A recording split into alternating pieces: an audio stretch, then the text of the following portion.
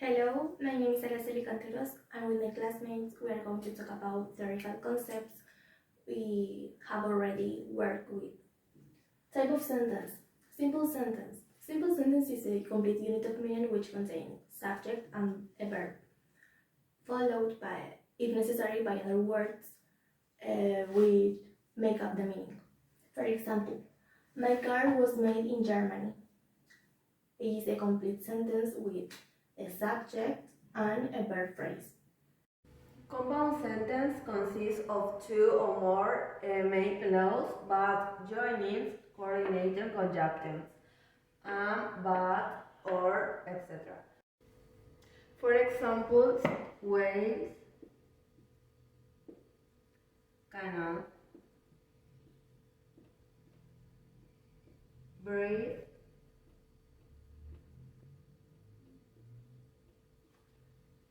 underwater,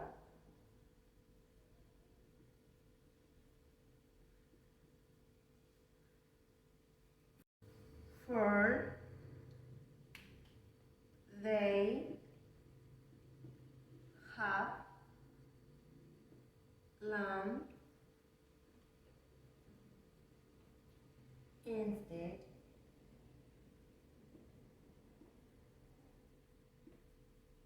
of, gives.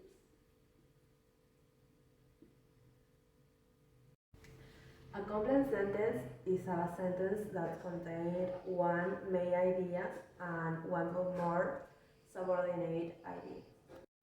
For example, the alarm was raised as soon as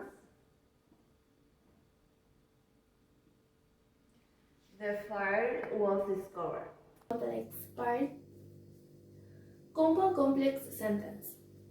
Apart from simple sentence, complex sentence, and compound sentence, it's possible to have compound complex sentence, a compound sentence with complex parts, or a complex sentence with compound parts. For example, a tone is what you hear in music, and a note is a symbol that you write down for a note, for a tone.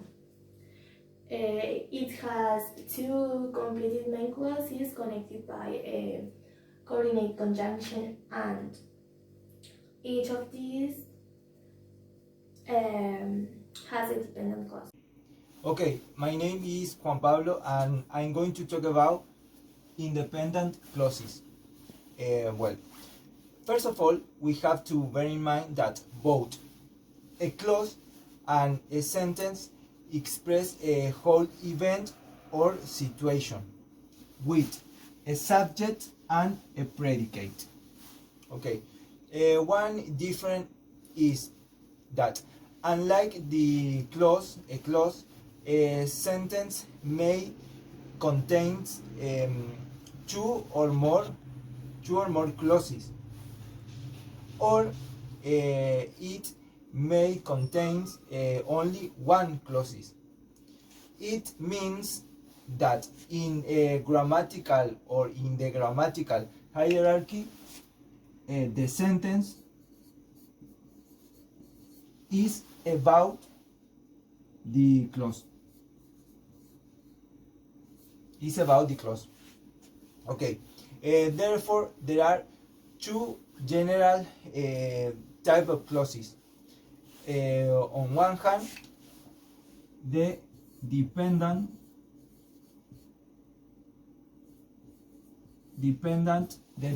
clause, and on the other hand, the independent clause or clauses. What is the difference?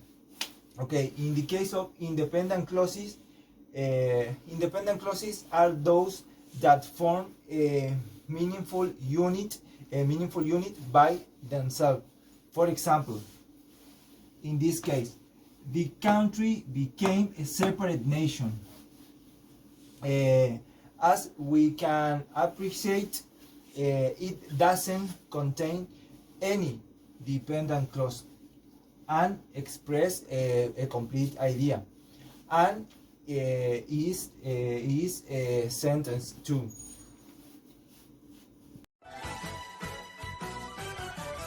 Explain dependent and subordinate clause. In English grammar, a dependent clause is a group of words that has both a subject and a verb, but unlike an independent clause cannot stand alone as a sentence.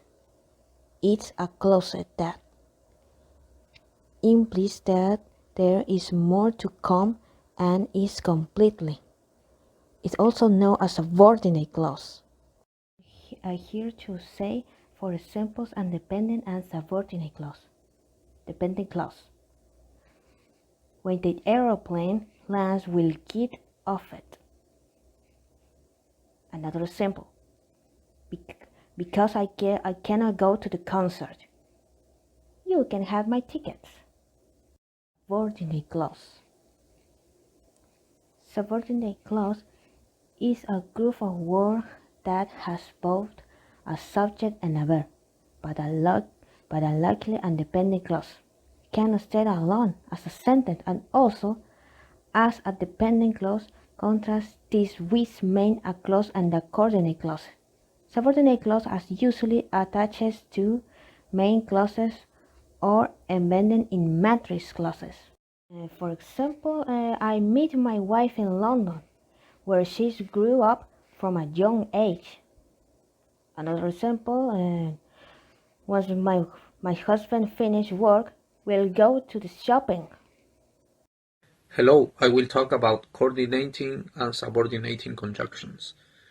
A coordinating conjunction is a conjunction that connects words, phrases, and clauses that are coordinate or equal to each other. There are 7 coordinating conjunctions: for, and, nor, but, or, yet, and so.